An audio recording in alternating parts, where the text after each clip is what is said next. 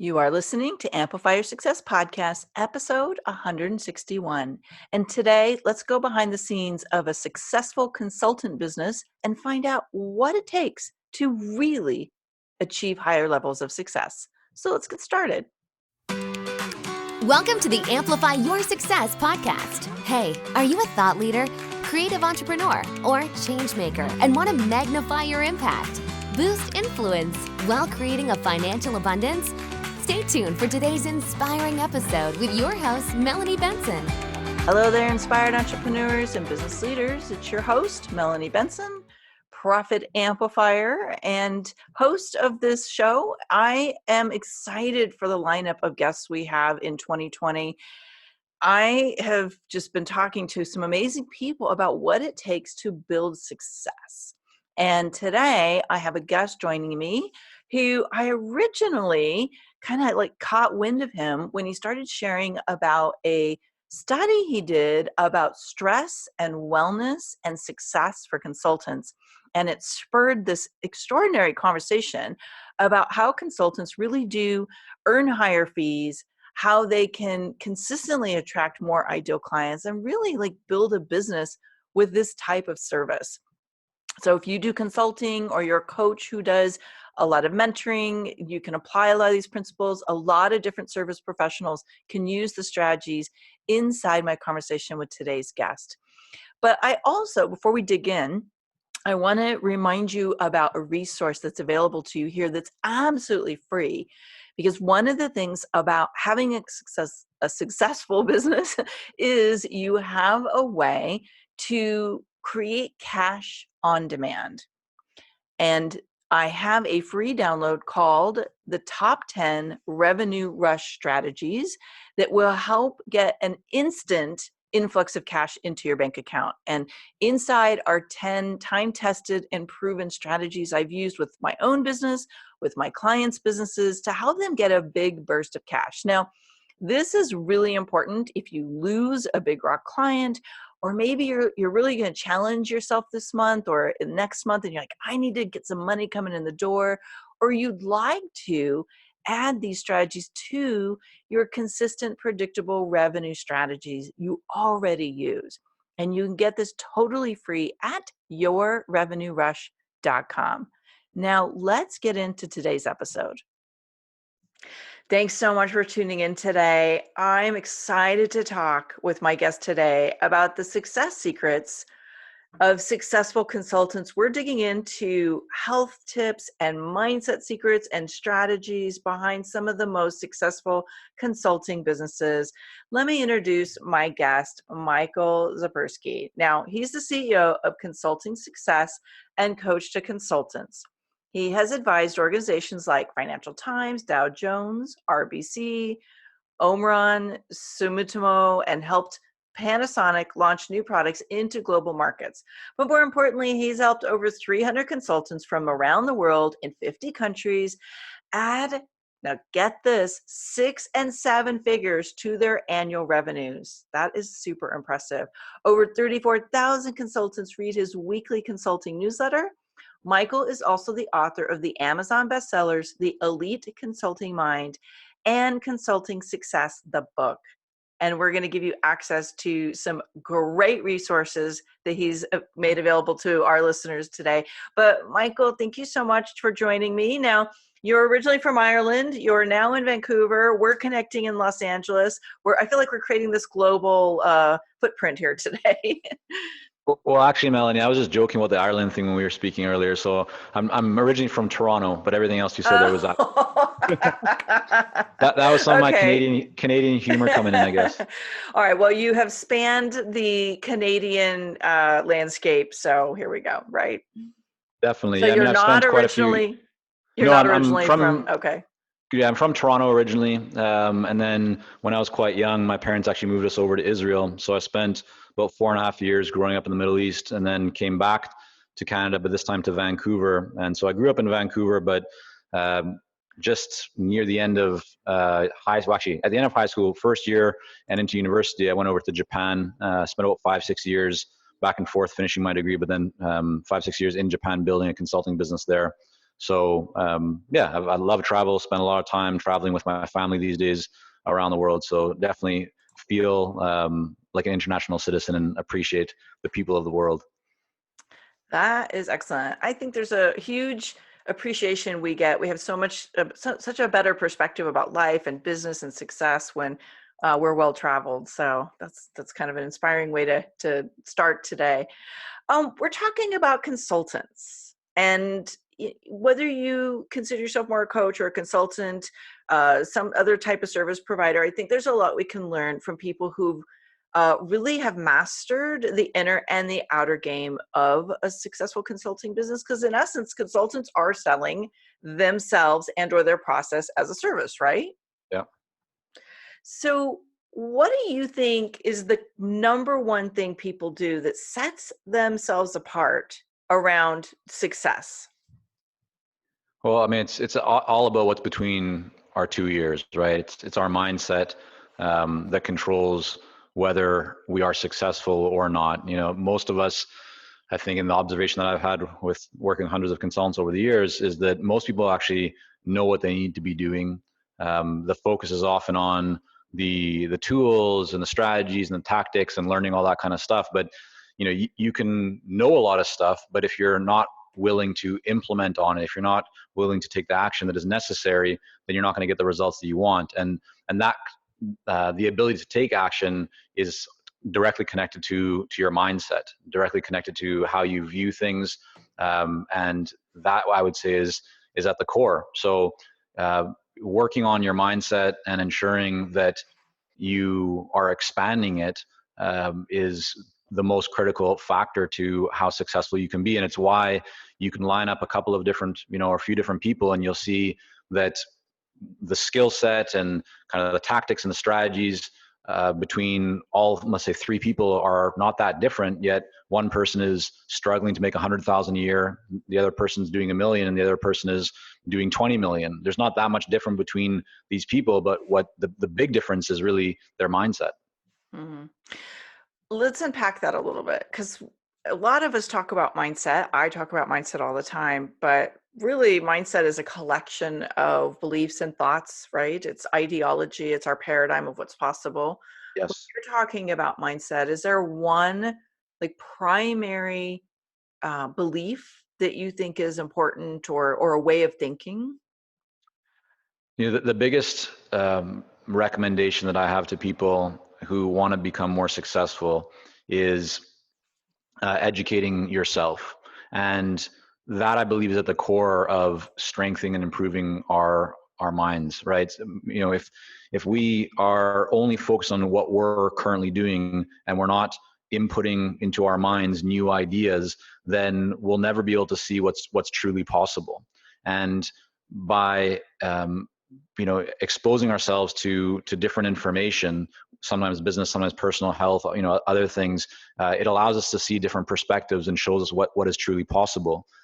That's the first part. The second part is then truly understanding that just the information by itself isn't going to be life-changing if it just sits inside your head.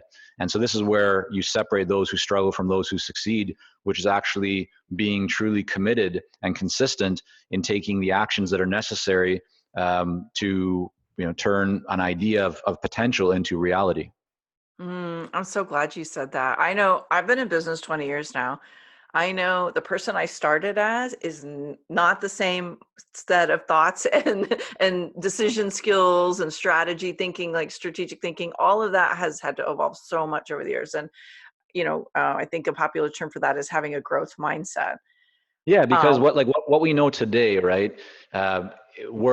If we're doing things properly, we're implementing already on what we know today. But what we're doing today isn't going to get us to that next level, because if it was, we'd already be at that next level or be making significant strides towards it. And so that's why it's those two things that need to be running in parallel, right? In tandem together. It's new ideas, right? And the knowledge to expand beyond what we currently know right now. But then the second part of it is that actual implementation. And if you do those two things consistently and together, that's where you will see consistent growth in your business, in your mindset, in personal areas of your life as well.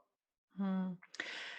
You published a fascinating study not too long ago about health and successful consultants. And I'm wondering if you see a correlation between how people take care of their health and the quality of their mindset, and of course, the quality of the results.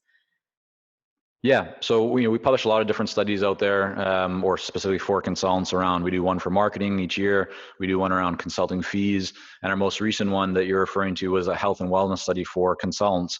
And we did that really because what we see with the clients we work and also the community of consultants around us is that most of us are just so focused on like building our business and doing the work, and we end up neglecting our health. We end up neglecting our again our mindset. It's like we're working so much on the business, but we're not working on ourselves. Yet in order for us to grow, we need to work on ourselves in order to be able to grow the business. And I think this really actually hit home, Melanie, when we were running an event for kind of some of our most elite coaching clients, and we're actually in LA, and we're sitting there looking over the Hollywood Hills, and it was near the end of day 2 of this event. And one of our clients, we're sitting outside.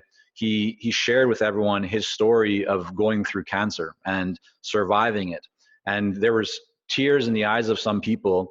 And the feedback that we got from those that were there was that, out of everything that was covered in those 2 days, that was one of the most powerful moments, because what it really did is it made people realize that we need to be focused not just on the business and doing what we're doing today, but really, why are we doing it? And are we neglecting certain things that we're going to in the future look back upon and regret? And so that's, spending time with loved ones. That's making sure that we're taking care of our own minds and our health. And so when it comes to the health side of it, right, it's so easy just to be focused on working on the business. But if we're not spending time working on our own health, then that means that our health will deteriorate, and then the business that we're trying to grow won't be able to survive. So back to your real question here, what's the correlation?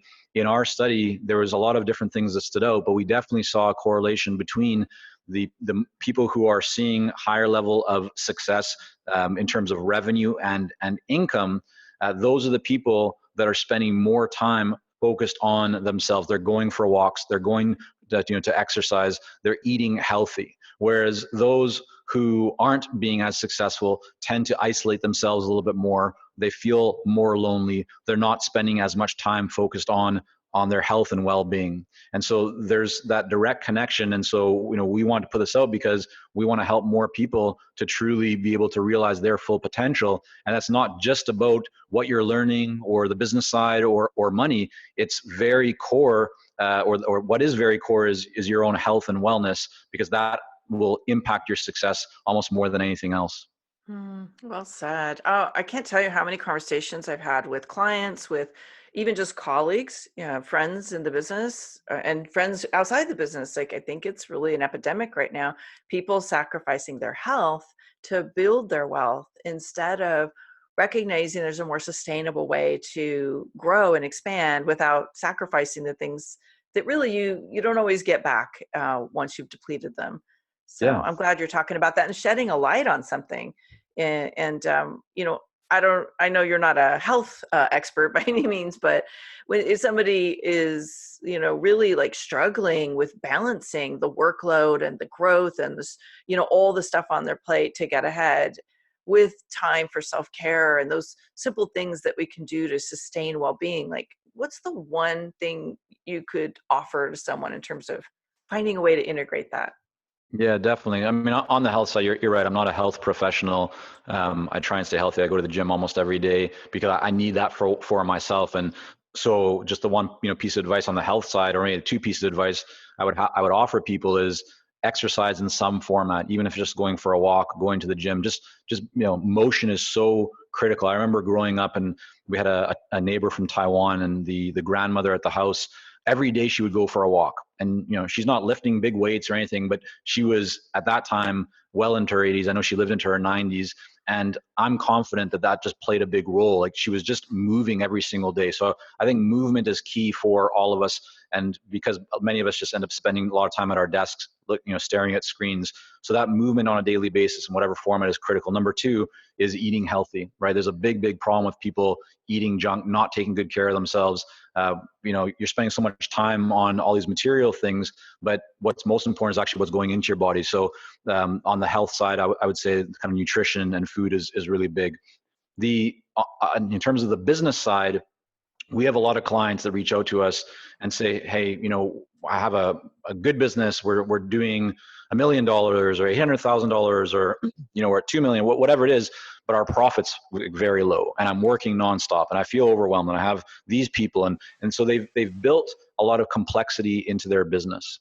And so where I see the biggest opportunity for most consultants to create better lifestyle is by focusing less just on revenue and instead focusing more on profit and really focusing on leverage. And so what I mean by that specifically, Melanie, is getting very clear around who your ideal client is and really what is it that you need to offer. Because most businesses, to reach 7 figures and even beyond that, only need 1 or 2, maximum 3 different products or services. You don't need to have 5 or 6 or 7 different things. You don't need to offer that much. And so we see that the greatest growth actually comes from subtraction, not from addition. When you study the most successful brands of businesses that have come out in the research that I've done and the books that I've read, what I've seen and observed is that those that are most successful have actually stripped away everything that isn't essential. And so what they're doing or achieving by doing that is they're creating a lot more leverage because they don't have all the complexity and overwhelm of all these different things. They don't require as much infrastructure. They don't need to have tons of different messages. They don't need to think about what to say when they meet people. And so by removing things and just getting focused on what really is most profitable, what's making the biggest impact, and then just mastering that, that's where you end up creating a lot more leverage because you don't need to try and be all things to all people or offer 5 or 10 things just to have a successful business. Okay, I hope you guys all wrote that down and that's become a little sticky note inside your brain. Simplify equals multiply. Okay, we talk about this all the time here in the Amplify community. You don't have to make it complicated. You can make it simple. And that actually can help you expand not just your impact, but also your profit. So I am so glad you tackled that. Since we're on the money conversation, Michael, I know one of the things that you shared in some of the,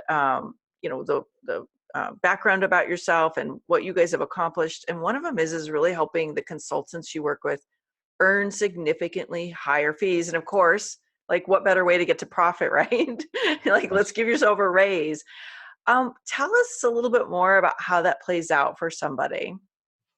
Yeah, so one of the most important shifts to make is moving from an old model like hourly fees to one that's much more focused on, the value and the ROI that you're providing for your clients. That's a big one, right? Because when you are working in hourly fees, you're essentially just setting a ceiling for yourself. You're trading time for dollars. Your clients want you to work less because then they spend less. You want to work more because you'll make more. And so there's direct opposition there. By shifting to really understanding how to identify the value in the project or in the work that you're doing with your client, and then not only just identifying, but learning how to really communicate it to a buyer so that they're not only seeing it and agree with it, but they're actually excited to make that investment. It's really about switching the view that a buyer has around the work that you're doing from you being a cost, which is what they see you as if you're just doing hourly work because that's a commodity, that's the kind of the status quo, to one where they actually see you as an investment, where there's a very clear understanding and acceptance that, okay, I'm going to invest X amount of dollars or euros or yen or whatever the currency is, but I know that I'm going to be getting Y return. I'm going to be getting a greater return than what I'm currently putting into it. That's an investment.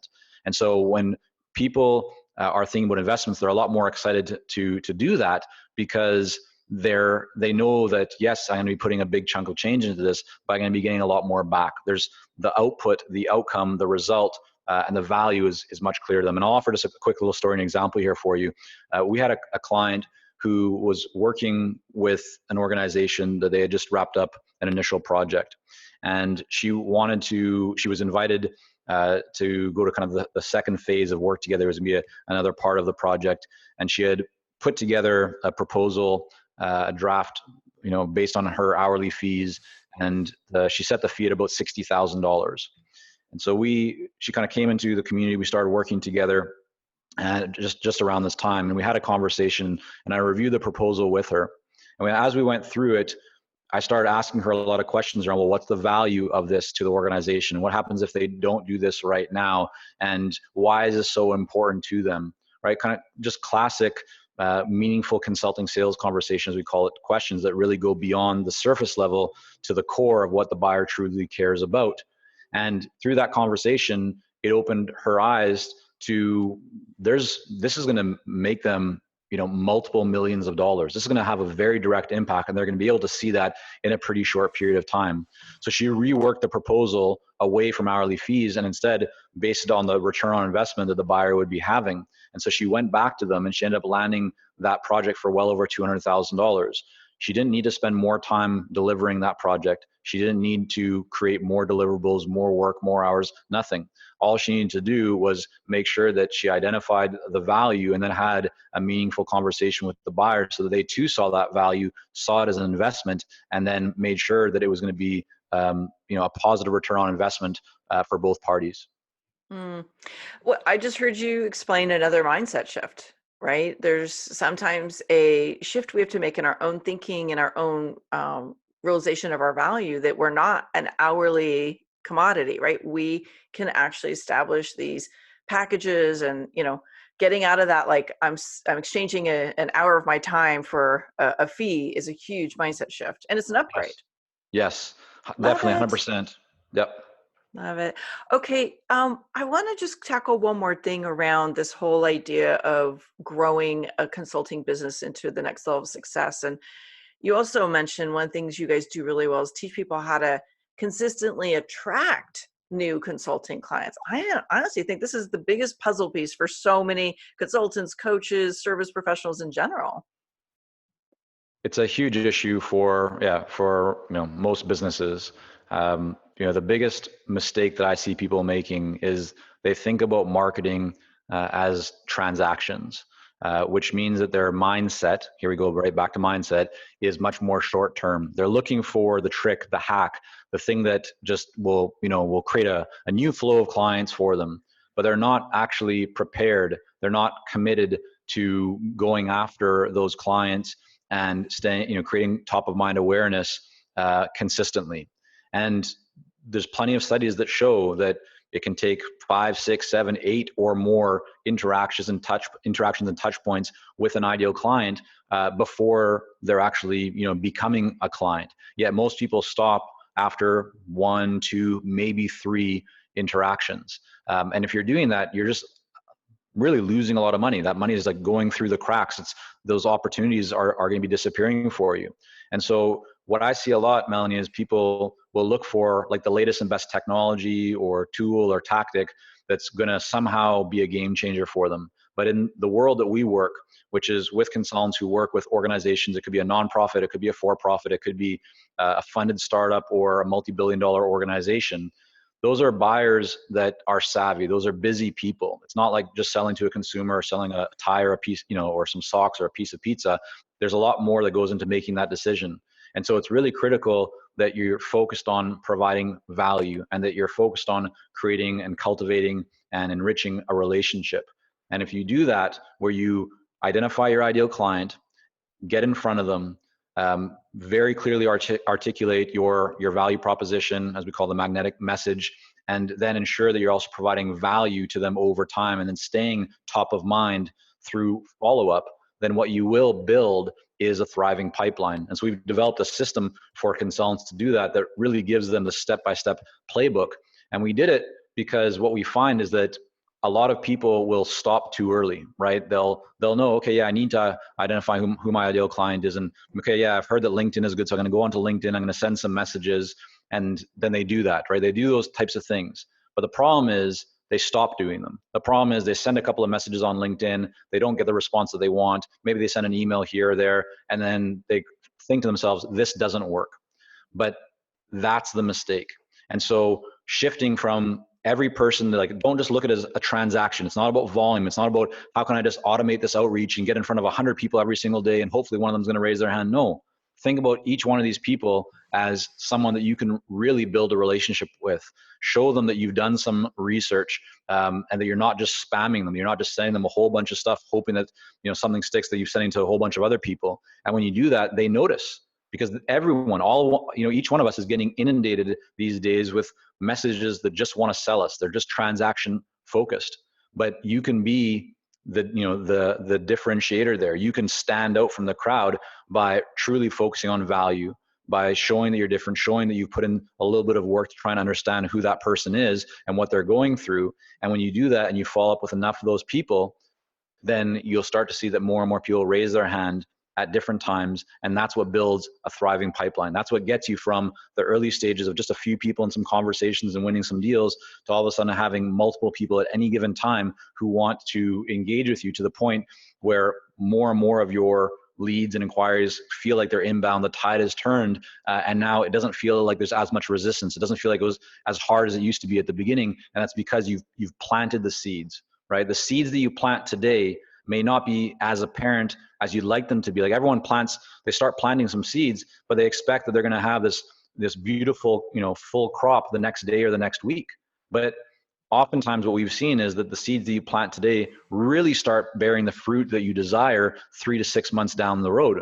And so what's interesting is, right now in your business, if you are experiencing great success, look at what you did 3 to 6 months ago, right? If you're experiencing a big decline, look at what you didn't do, or maybe what changes you made over the last 3 to 6 months. Because it's not what you just did yesterday or today or the week before that's impacting the success or the lack of success that you're having right now. It's what you did with the seeds that you planted or didn't plant months earlier. And that's why that long-term mindset around value, around relationships, is so critical. Can you imagine driving down the road and you look over and you see a corn farmer who just planted his crop out there a week later, pulling up all his seeds going, why are you not growing? Right? It's kind of what you're saying. It's like, this is what we do, is we go and we're like, why are you not turning into a client faster? You got to understand the trajectory of your client nurturing timeline. Right. And listen, it might sound to people like this is a lot of work. Well, it takes some work, but here's the beautiful part of it. Most people aren't willing to put in the work. And so that's why you see that, like, in any given market, going back to the whole Pareto principle, right? The 80-20 law, there's always the people who are willing to put in that work at the early stages reap the rewards, and they reap them exponentially greater than those who are just kind of stuck in the middle, or are earlier stage and they've never really gotten past that. So yes, it does take a little bit of work, but when you put in the work and you have a consistent mindset and you're truly committed to it, then you will really start to see that things shift into your favor, and the success that you're dreaming of right now, everything that you really want that you maybe haven't yet experienced, can be yours. Because if you can see someone else in the marketplace who has the level of success that you want or that you're dreaming of, it means that it's possible. You just need to be truly committed to putting in, the work and following kind of the right guidance or right set of steps to get you there. I love it. You have a resource that you're making available to our community. Why don't you tell us what that is, and then we will post the link on the show notes and also tell you what it is now so you can download it. Yeah, sure. We have the Consulting Blueprint, which is a 47-page guide. Of course, this is free. That really goes into how to start and grow a consulting business. It touches on and covers some of the most critical and important areas of building a consulting business, from marketing to asking meaningful consulting questions to thinking about scaling and growth and building your authority in the marketplace. So yeah, it goes into all of those areas, and you can get that by going to consultingsuccess.com/blueprint. Thank you. Well, again, we'll link that up for you in the show notes just to make it easy in case you're driving and you can't pull over and write it down fast enough. Michael, I love ending our sessions with asking you, what is the boldest move you had to make to get where you are today? Oh, I love that. I think so my mindset, I'm going to go take a step back here for a moment. I hope that's okay. I'll just kind of illustrate a bit of a story. So when I came back to Canada, I didn't speak English, and I really felt like an outsider. That was hard for me at that. So I was about 6.5 at that time. It was hard for me, but what it taught me is, or what I wanted to do was to make my mark. I felt like I had to prove myself. And one way that I did that was through sports. So when I was young, sports was my life. I was very competitive. And that mindset that I developed through sports essentially showed me that anything that I wanted to achieve, I could. And this is not just about me. I believe anyone can also benefit from this. And so I remember being in university. I was in a program. It was a mix of Asian and business studies, and there was a curriculum, and that curriculum wasn't that exciting for me. Like, it was essentially almost all the classes were in a certain area, and I really wanted to expand that to learn more about, like, international law and marketing, other things that weren't in that curriculum. And I went to the professor, or the person, the kind of the program director of the university. And I said, listen, here's what I want to do. And he said, no, you can't do that. This is the way that the curriculum is structured. I said, no, like, I really want to do this. He said, well, then make your case. And so I did. So I went back home and I wrote out why, and I asked Mom to review it, and, how did it sound?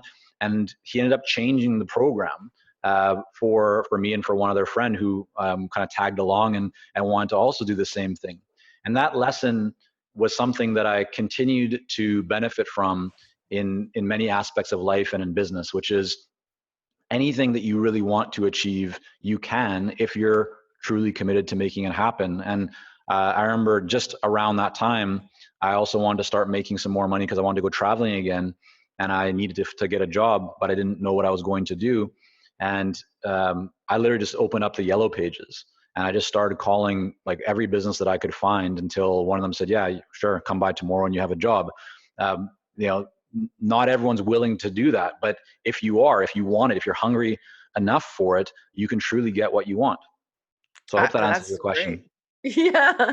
Well, I mean, my takeaway from that was you got to be willing to ask. And sometimes you got to make a bold ask. But if you're willing to ask and put it into action, you can sometimes actually reshape what's possible for you. Yeah. And I can offer many examples of that. I remember being in a boardroom in Japan at a multi-billion-dollar organization, and sitting around where all the vice presidents and actually the president of the company, and everyone at the table was talking about this new initiative. And in typical Japanese style, there's, like, everyone's trying to find the consensus, and no one wants to be very direct. And so, coming back to your question on, like, the bold move, I was the one foreigner at the table. And I thought, you know what, like, we're just going to keep sitting here for hours. Like, in Japan, it's not uncommon to have 3-4 hour meetings where you don't accomplish that much. It's just like, there's a lot of talking going on and consensus and this and that. And so I just said to the president, I said, listen, if you want a more international, look for what you're talking about here, this is what you should do. If you want more of this kind of look, you should go with this. But I think that this international, this specific option here would be a better one. That was it. I went quiet. And within a minute, he said, okay, let's do this. Meeting's finished, done. And so that was bold for me, because at that time I was in my early 20s and I was consulting with a multi-billion dollar organization. And I was certainly had some fear and anxiety being this young guy who wasn't fluent in the language, in a different country. But it was confidence. And it's not that I naturally just had that confidence. I had to muster it up. And I'm sure I was probably sweating and feeling, anxiety at that time, but I did it because I knew that it's what needed to happen. And that was of benefit to everyone in that room. It was a benefit to that organization, and it was a benefit to me too. I love it. What a great story. That's a perfect example of what I call bold influence. And, that's what sometimes we have to be willing to be, that kind of, like, courage and confidence to, move mountains in our business. So thanks so much for those great examples. Make sure you get Michael's consulting blueprint. I have a feeling it's going to be one of those resources that actually makes growing easier, but also exactly where to go next, which cuts down the mistakes and the chaos and growth. So consultingsuccess.com/blueprint. We'll link it up for you on the notes. Michael, thanks so much for joining me today. Hey, Melanie, so great to be with you. Thanks for having me. You got it. This is Melanie Benson, your host. Thanks so much for listening in today. If you want to catch up on any of the show notes and circle back on any of the resources we shared in today's show, head on over to the show page at amplifyyoursuccesspodcast.com. And remember, you amplify your results faster when you're in a community of other people who are moving and shaking. Join us at amplifyyoursuccesscommunity.com. One last thing. When you've gained insight from today's episode, help us share that and inspire other people by heading over to iTunes, subscribing, and give it a review. iTunes absolutely loves seeing these reviews pop up, and it actually helps boost my show's visibility. So I would be super grateful for your reviews. And as always, I love seeing your shares of these episodes on Twitter, Facebook, and Instagram. Come find me over there. Tag me in your shares. I'll give you some social media love right back. So see you next week for another inspiring episode of Amplify Your Success Podcast.